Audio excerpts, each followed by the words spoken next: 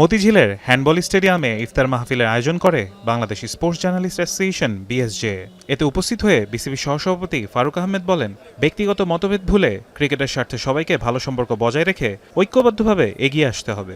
Right from the cricket board, players, journalist, আপনি যারা আছে ক্রিকেট সংক্রান্ত সবার সাথে একটা সুষম সম্পর্ক থাকা খুবই জরুরি। কেননা আমরা সবার গোল কিন্তু একটাই, একটা গোলে আমরা এগিয়ে যাচ্ছি, বাংলা ক্রিকেটের উন্নতি।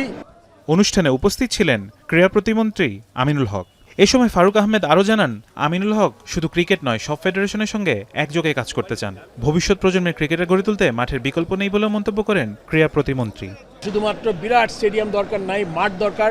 এটাও কিন্তু আমরা ক্রিকেট বোর্ডের অ্যালাইন। আমরা মনে হয় যে একটা ভালো উইকেট, একটা ড্রেসিং রুম আর একটা সুন্দর মাঠ আর কিছু প্র্যাকটিস ফ্যাসিলিটি যত তাড়াতাড়ি সম্ভব যতগুলো করা যায় ততই আমাদের আসলে প্রত্যন্ত অঞ্চল থেকে যেসব খেলোয়াড় আছে যারা তাদের ট্যালেন্টটা দেখাতে পারেনি তারা ওখান থেকে দেখাবে এবং আস্তে আস্তে এই সিস্টেমের মধ্যে ঢুকে যাবে।